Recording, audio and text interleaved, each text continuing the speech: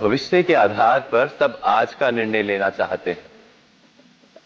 भविष्य में सुख मिले, भविष्य सुरक्षित हो, ऐसे निर्णय आज लेने का प्रयत्न रहता है सबका।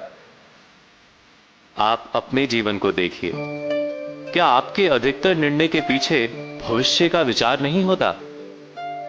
और वो भी क्यों ना, अपने जीवन को सरल और सुखमय बनाने का प्रयत्न करने का अधिकार सबका है।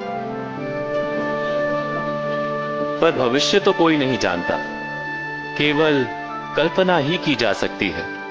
तो जीवन के सारे महत्वपूर्ण निर्णय कल्पनाओं के आधार पर ही करते हैं हम। क्या निर्णय करने का कोई तीसरा मार्ग हो सकता है? विचार कीजिए। सारे सुखों का आधार धर्म है, और वो धर्म मनुष्य के हृदय में बसता है। तो प्रत्येक निर्णय से पूर्व स्वयं अपने हृदय से प्रश्न अवश्य पूछ लेना कि ये निर्णय स्वार्थ से जन्मा है या धर्म से। क्या इतना पर्याप्त नहीं? भविष्य के बदले धर्म का विचार करने से क्या भविष्य अधिक सुखपूर्ण नहीं होगा? स्वयं विचार कीजिए। व्यक्ति को जब उसके अपराध का दंड मिलता है, तब कभी कभी उस न्याय को देखकर मन कचोटता है। प्रश्न उठता है हृदय में कि जब वो अपराध हुआ था तब व्यक्ति भिन्न था। उसके पश्चात उसने इतने पश्चाताप, स्वयं में इतना परिवर्तन किया, फिर उसे दंड क्यों मिले? पर जहां आघात होता है वहां प्रत्याघात भी होता है। जैसा कर्म वैसा फल। यदि किसी को प्रेम दोगे तो सुख प्राप्त होगा, यदि किसी की हत्या करोगे तो मृत्यु दंड मिलेगा। जैसा कार्य वैसा ही न्याय। तो फिर प्रायश्चित और पश्चाताप का कोई मूल्य नहीं है? अवश्य है मूल्य। प्रायश्चित और पश्चाताप मनुष्य की आत्मा को बलवान करता है। आने वाले दंड को स्वीकार करने के लिए मनुष्य को तैयार करता है। अर्थात बिना प्रायश्चित के दंड स्वीकार करने का कोई मूल्य है? स्वयं विचार कीजिए।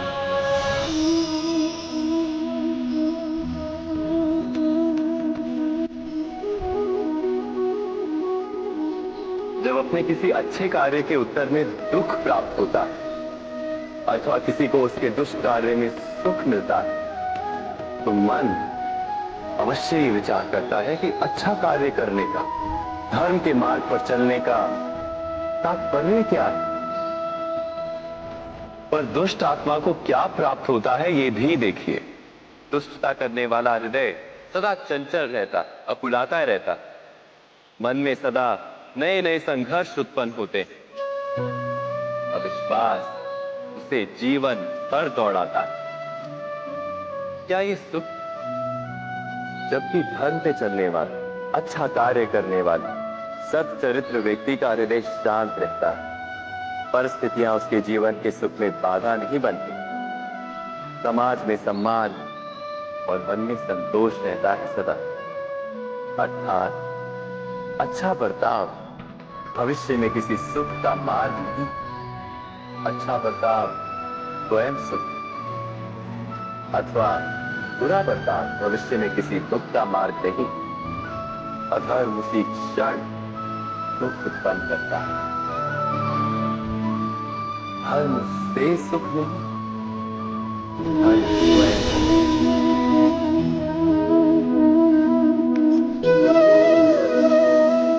सत्ता की लालसा सबके हृदय को घेरे रहती है।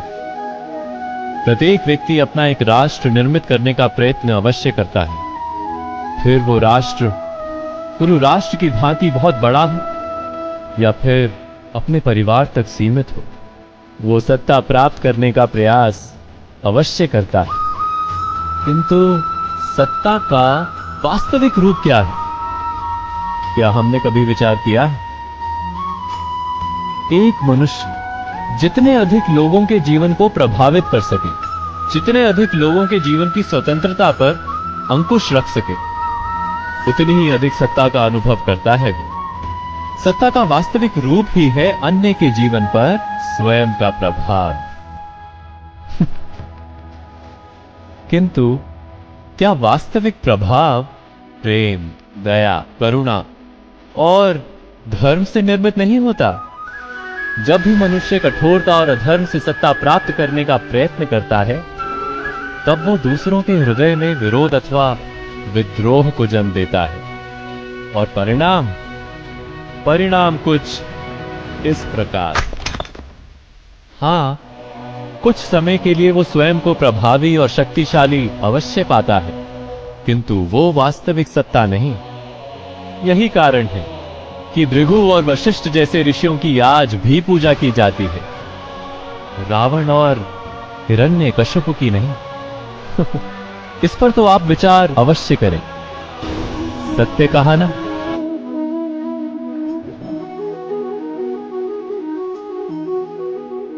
इस संसार में आने वाला प्रत्येक बालक संपूर्णतः संस्कार रहित होता है।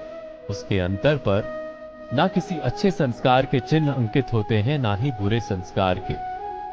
अर्थात जन्म से बालक में ना कोई गुण होता है और ना ही कोई दोष। तो ये दोष अथवा गुण किस प्रकार प्राप्त होते हैं? क्या हमने कभी विचार किया है? जो बात माता पिता के मुख से निरंतर सुनी जाती है, वही बात उनकी संतानों के हृदय का संस्कार बनती है। जैसे किसी गांव में नदी तट तक एक पगडंडी बन जाती है केवल उस मार्ग पर बार बार चलने के कारण।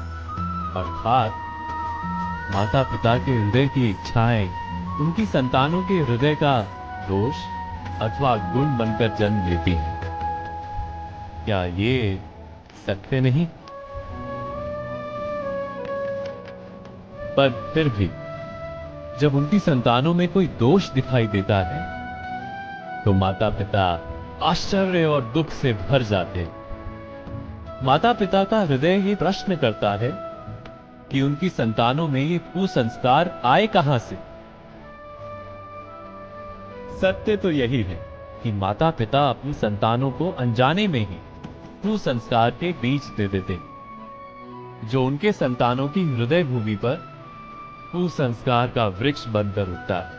अर्थात अपनी संतानों को सुसंस्कारी और धर्ममय बनाने की आशा रखने वाले प्रत्येक माता पिता को प्रथम अपने हृदय की इच्छाओं पर अंकुश रखना क्या अनिवार्य नहीं?